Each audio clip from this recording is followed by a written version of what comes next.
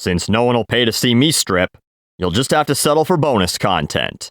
Clothing optional while you watch it. Support the habit at patreon.com/doseofbuckley. A whole lot of industries are taking a massive shit kicking during the pandemic, but perhaps one that few have any sympathy for, and many have wanted to see die off long before we started treating people with the sniffles like lepers, is strip clubs. The exotic entertainment industry has had it real hard these last few months. Around here anyway. First, all non-essential businesses were forced to close. Then, after a few months, bars and restaurants were allowed to reopen their patios only. But obviously, that doesn't work for strip clubs. What are they gonna do? Short of building a 10-foot wall around the perimeter, you're gonna get a lot of people coming out for a free show. And many places have indecency laws that wouldn't allow it anyway. So if they're only open to serve booze, no one's paying strip club prices for a fucking beer when they ain't gonna see tits with it.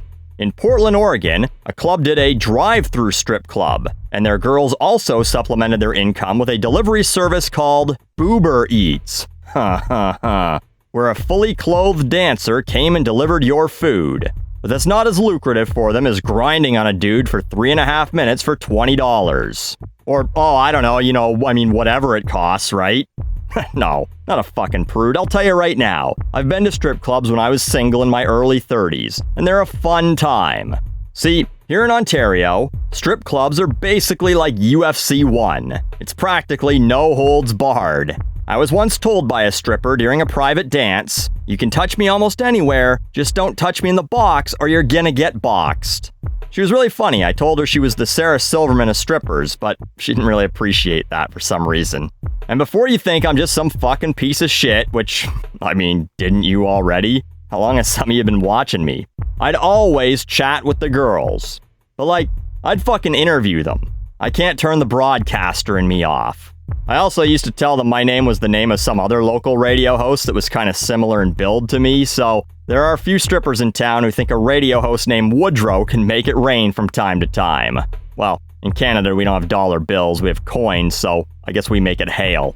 But anyway, I discussed a dancer's marriage with her. She said she got married after 6 months of knowing a dude that she met at the club itself. I said, "Nah, I don't mean to offend you, but was this a green card marriage?" She said no, they just really clicked. Alright. Another woman told me about how her and her kid were going to be dressing as witches together for Halloween. And then she rubbed herself all over me for a few minutes. It gave me an idea for a show one time where I'd be wearing a suit and interviewing strippers while they gave me a lap dance, keeping my composure the whole time and being super professional while they writhe around. I figured the absurdity of it would be fucking hilarious, but obviously I can't do that on YouTube. I don't even like you saying fuck anymore. So anyway, when the bars and clubs were allowed to reopen inside, strip clubs opened too. But here, they had restrictions, and in Ontario, that's not gonna be good. First off, in regular nightclubs, they banned dancing. Actually banned dancing, like we're the fucking town from Footloose. University students going to the bar? No dancing. No mingling either. And fuck, they're all enforcing that. You think the bouncers at the nightclub are like your fucking middle school math teacher chaperoning the spring fling? Leave room for Jesus. I'm sure if two people are drunkenly making out by the bathroom, the waitresses aren't prying them apart. And at the Peelers, like I said before, there were basically no rules. This ain't fucking Utah where they don't allow nudity if there's booze. Here they get fully naked, not just topless, none of that pasties horse shit either. And you can touch them during the lap dances. Now, they gotta wear masks and stay 6 feet away. Who the fuck is paying for that anyway? And again, who's enforcing it? Does a bouncer stare at you the whole time in the back room? If so, yeah, that makes for a real fun experience. The whole thing would end up feeling like Melina from Mortal Kombat's trying to seduce you before ripping her mask off and eating your face. And some guys might be into that, but either way, in the wake of Wave 2, don't make an electric boogaloo joke, they shut down strip clubs again, but didn't shut down nightclubs. Why? Because we may as well be Utah. Everyone's got all these hang-ups about strip clubs like it's the 1950s and they were still measuring girls' skirt hems to make sure they were school appropriate. Anything north of the knee got you shipped off to a fucking convent.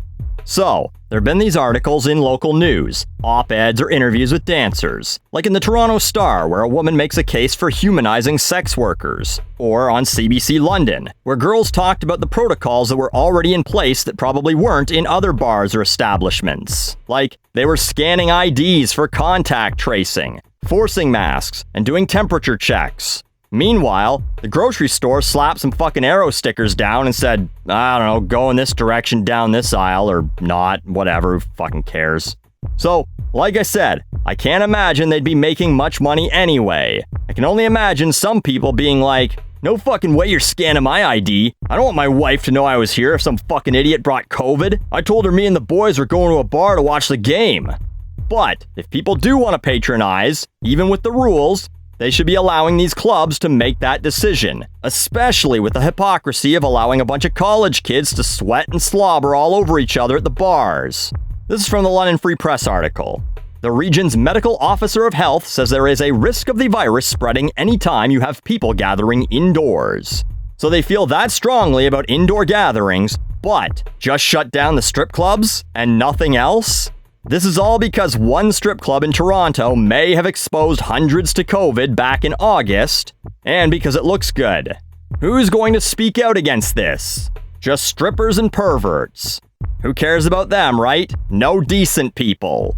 Here's some of the local responses in Canada in 2020. Oh, boo-hoo, ladies, in quotes, because they're actually heathens. You are not an essential service. Go find another job other than exploiting your bodies. Well, she can sit on a block of ice for a while. That'll cool her jets. No sympathy for me, says a guy with a Trump 2020 profile picture in Canada, using slang from like the fucking 1960s. She can sit on a block of ice and cool her jets. These dames got no class at all. What happened to the good old days when a gal would have dinner and a beer ready for you when you got home? Tell you what happened, they found out that they can make $200 in 45 minutes flopping around on some lonely dude, and if the guy won't pay, then a 300-pound man with no neck and anger issues will help him find their credit card. God's revenge. Crying laughing emoji. I'd say go to church, but the churches are closed too. Like I said earlier, we're the fucking town from Footloose. But these girls aren't upset that the strip clubs are closed. I mean, that's part of it. And they're not even calling themselves essential workers. They're upset that they're the only ones being told to close, and that every other place where COVID can spread is left open. And I've seen others go, well, why don't they just start an OnlyFans? Probably the same people who think that anyone can start a YouTube channel and earn a living. Cough. But that's a crowded fucking marketplace now. Same with the people who are like, who would go to a strip club anyway? The internet exists. Yeah, sure it does. But then, following that logic, why would anyone care that concerts are shut down right now? I mean, who cares? Spotify exists, right? You can hear every song from every musician ever. No need to pay $150 to stand 100 feet from them and see them do it live, right? But if you ask me, strip clubs must be saved. With the pandemic restrictions that could last for maybe even another year, along with the fact that with technology, today's young people are already growing up with worse and worse social skills, strip clubs might be the only chance most of these dudes will ever have to look at, talk to, and possibly touch a real live naked woman.